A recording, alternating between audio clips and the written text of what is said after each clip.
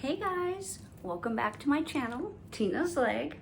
Today we're actually gonna do a story time video. Obviously growing up with an artificial leg and missing the fingers on my right hand, I tried to be as normal as possible. Obviously that wasn't very possible, and I have some really funny stories. Pranks I played on my friends, games I played, and I'm just gonna dive right in. 13 years ago, I published a book. It's called Footless and Fancy Free.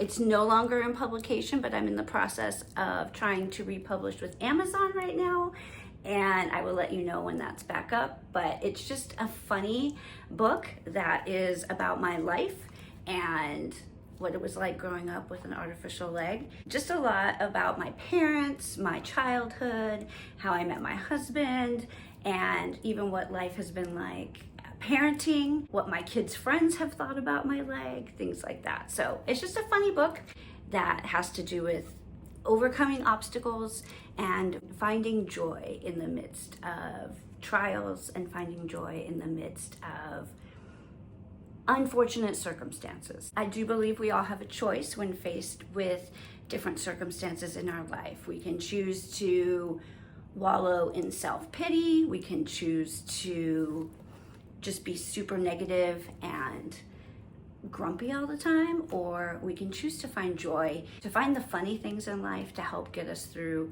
the hard things and the challenges. So I grew up with amazing parents. They told me to never let my hand and foot get in the way of trying anything that I wanted to try, of doing anything that I wanted to do. So I did. I tried a lot of different things as a kid. I tried ballet. Which, as you can imagine, when you have only one foot that can bend and move, that was a little challenging, but I wanted to do it. All my friends were doing it. And so I tried ballet. I did it for a year. That dream of mine did not come to pass, but I also played the violin. I played the violin through all of elementary school and into junior high, a little bit in high school, and I've recently picked it up here and there a little bit. It was the one instrument I was able to play. My heart was set on the flute. I wanted to play the flute more than any other instrument, but I do not have enough fingers to play the flute. So I would beg my friends who had a flute if I could just play. I learned how to do the breathing, and I would play only the notes that I could play. Oddly enough, when I had my kids, my oldest daughter, she wanted to play the violin. She took after me. Now, she had no idea that was my default instrument, but she was amazing at it. She was so good. Sadly, she didn't play through high school. My son, he played piano, trumpet. He now plays the guitar. So my youngest didn't really have a choice because we had all this rental credit from the music store from renting my daughter's violin. I had credits from my son when he played the trumpet, and we rented trumpet. And then, so I had 2 instruments worth of credit. And they said, if you don't use them, then you lose them. So I was like, well, I have a third kid. She's probably going to be musical and want to play something. So I bought a flute for her. She was only in 2nd grade, so she had no idea that this instrument was in my closet waiting for her. So 5th grade, when the time came for them to be able to pick an instrument, I went and got the flute out of the closet. And I was like, here you go. Surprise! I really want you to play the flute. And anyway, she did have a choice. I told her if she really didn't want to play the flute, that she didn't have to, and we could take it back and exchange it for an instrument she really wanted. Well, to my heart's delight, she plays the flute and wanted to play it and absolutely loves the instrument and excels in it. She's a junior in high school and she just got done playing at regionals. She's 2nd chair flute in her band. So she's just an amazing musician. And I get to live vicariously through her flute playing and secretly go in and practice occasionally. But anyway, that's not what the video is about. I don't even know how I got onto my kids and instruments, except that I was talking about my parents encouraging me to always do anything I wanted and to try, I guess within reason and with capability. So the ballet was a dream crushed. The flute was a dream crushed, but I did play the violin. I was pretty good at it, and I did enjoy it. When I picked it up years later as an adult, it was actually more fun for me because I played it more because I wanted to versus my parents kind of forcing me to pick an instrument and having to play. Back to my childhood, my favorite sport in elementary school was kickball, mainly because with my artificial leg, I could kick that ball so far. I'm just gonna say that everybody wanted me on their team. I was first pick for kickball because I could kick it out of the park. I never ran to go get it though. I hated running. I would always tell my teachers that I was not able to run because of my artificial leg. And so I always got to hold the timer at the end when all the other kids had to run the mile, and I would just sit there and give them their times. I don't even think if I had 2 feet I would enjoy running. That's just not something I think I would ever enjoy. But the other sport I really loved was volleyball in junior high. I loved volleyball. So I tried a bunch of different things. Another sport I really enjoyed was roller skating. Now, I'm not sure if you'd consider roller skating a sport, but I loved it. I would practice in my driveway for hours and hours and hours with my roller skates, just doing circles. I could go backwards, I could do tricks, I could do all kinds of stuff. And when we had roller skating parties at Skateland, gosh, I don't even know. I guess there still are skate rinks today, but not very many. But when I was a kid, everybody had a skating party and you wanted to be the best skater on the rink. And so I very much practiced and got really good at roller skating. When I would spend the night at my best friend Melissa's house, I met Melissa in 3rd grade. And if I can find a picture, I think I'll show you.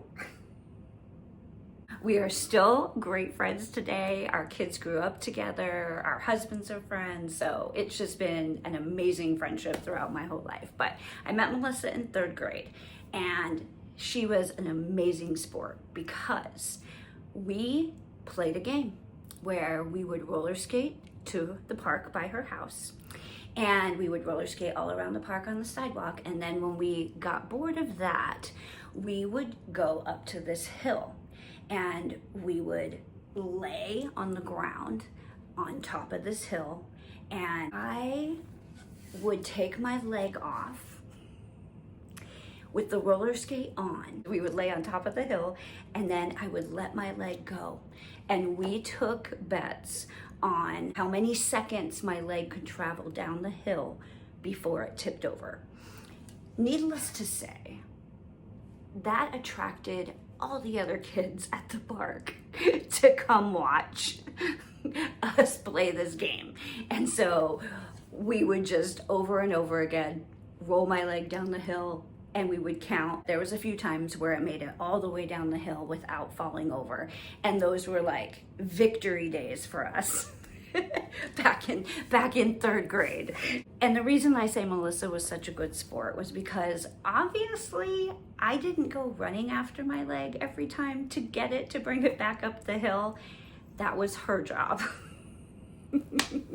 Or sometimes the other kids that were watching and ended up coming around, they would go down and get the leg and bring it up to me. And honestly, they only did it so they could like get a good view of it up close.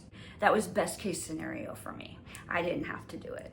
Now, because I was so good at roller skating and loved it so much, I thought for sure that ice skating would be a breeze. So it was probably 5th or 6th grade that Melissa and I were both invited to an ice skating party. Now, she had been ice skating before. I had never been ice skating before, but I was super excited to try. We get there, we put our ice skates on, and we get on the rink.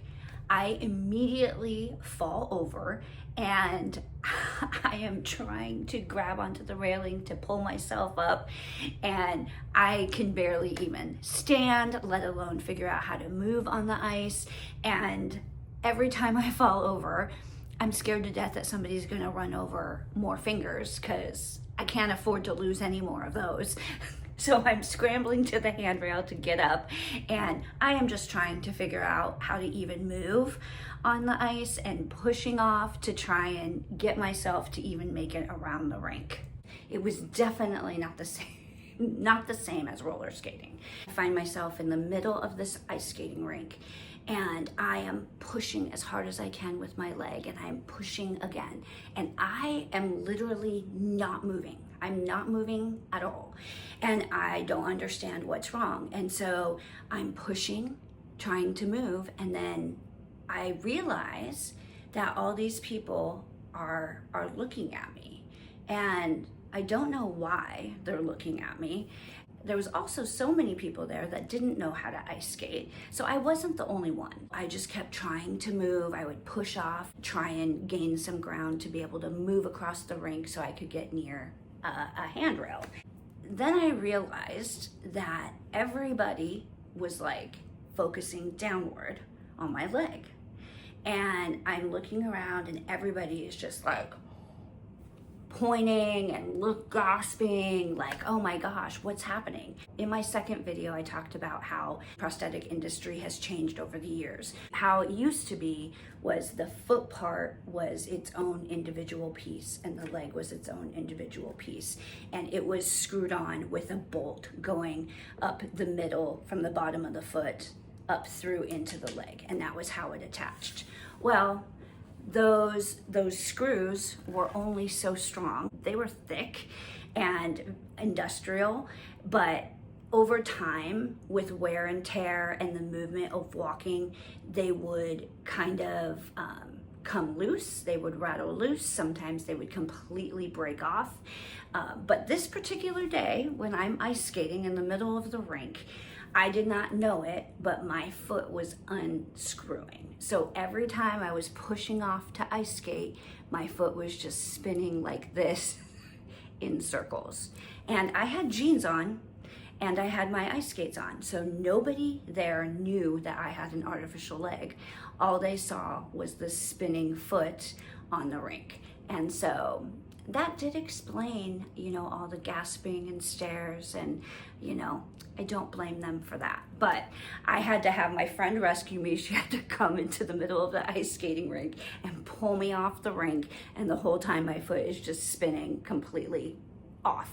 My dad ended up having to come and screw the foot back on so that I could continue participating at the party. But I did not go back on the rink, and honestly, maybe one other time did I ever try ice skating again. That was kind of traumatic, and it wasn't fun because I wasn't good at it. So I am pretty competitive, and if I'm not good at something, I'd rather just not do it because I do like to win.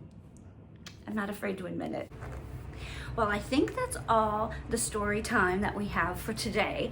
I have more content, but I think I'm gonna make a part 2 for the other childhood games that I used to play.